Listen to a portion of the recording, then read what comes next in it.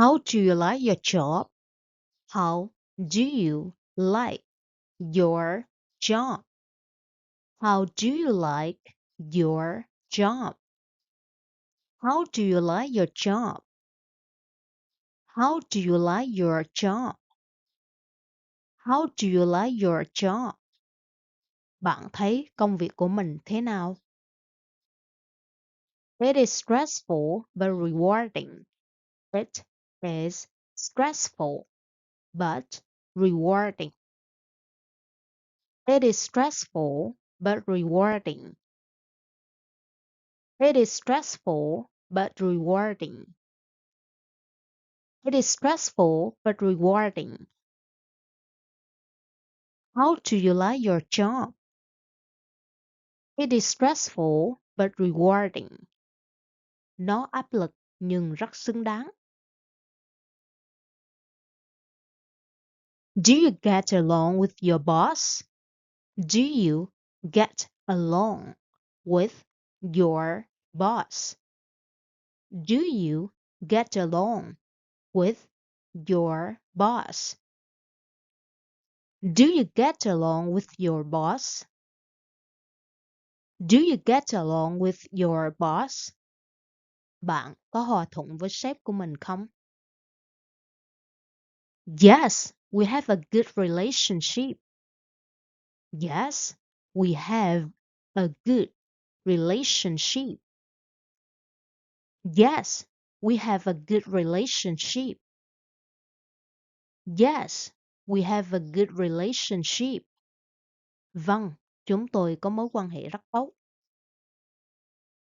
Do you get along with your boss? Yes, we have a good relationship.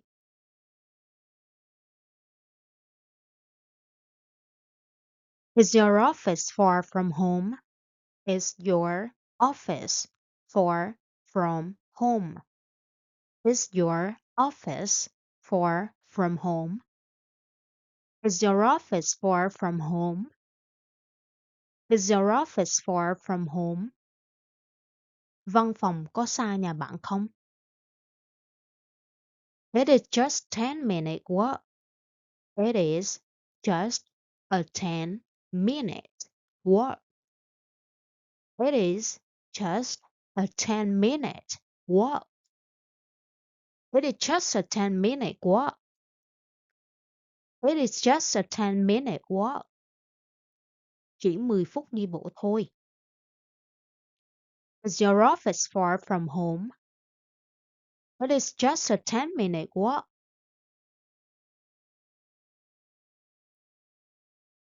Why did you leave your last job? Why did you leave your last job? Why did you leave your last job?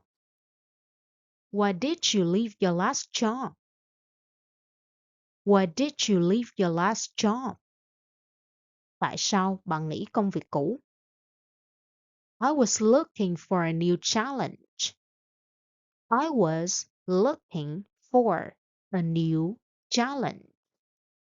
I was looking for a new challenge. I was looking for a new challenge. I was looking for a new challenge.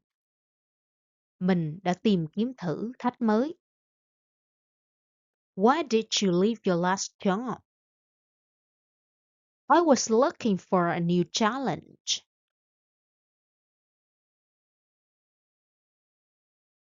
Do you ever work overtime? Do you ever work overtime? Do you ever work overtime? Do you ever work overtime? Do you ever work overtime? Bạn có bao giờ làm tăng ca không? Occasionally, when there is a deadline. Occasionally, when there is a deadline. Occasionally, when there is a deadline. Occasionally, when there is a deadline. Occasionally, when there is a deadline. Thỉnh thoảng, khi có hạn chót. Do you ever work overtime? Occasionally, when there is a deadline.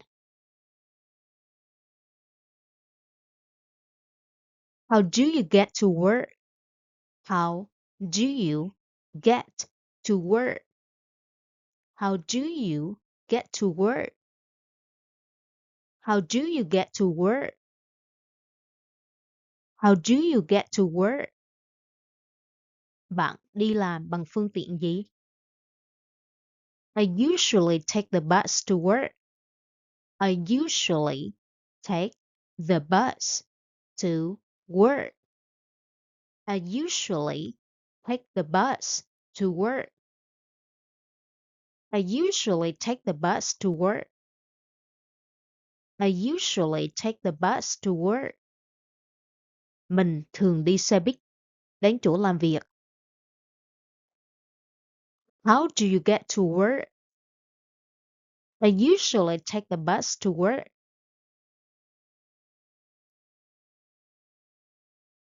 Do you prefer working from home? Do you prefer working from home? Do you prefer working from home? Do you prefer working from home? Bạn thích làm việc tại nhà hơn à? Yes, it saves me a lot of time. Yes, it saves me a lot of time. Yes, it saves me a lot of time. Yes, it saves me a lot of time. Vâng, nó giúp mình kiệm được nhiều thời gian. Do you prefer working from home? Yes, it saves me a lot of time.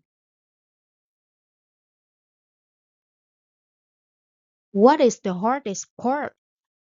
What is the hardest part? What is the hardest part? What is the hardest part? What is the hardest part?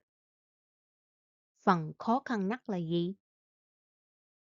Dealing with difficult clients. Dealing with difficult clients. Dealing with difficult clients. Dealing with difficult clients. Làm việc với những khách hàng khó tính. What is the hardest part?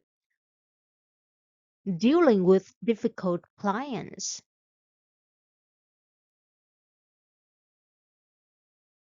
Are you looking for a promotion? Are you looking for a promotion? Are you looking for a promotion? Are you looking for a promotion? Are you looking for a promotion? Bạn có đang mong được thăng tiến không? Of course, I am working for it. Of course, I am working for it. Of course, I am working for it. Of course, I am working for it. Of course, I am working for it. Dĩ nhiên rồi, mình đang nỗ lực vì nó. Are you looking for a promotion? Of course, I am looking for it.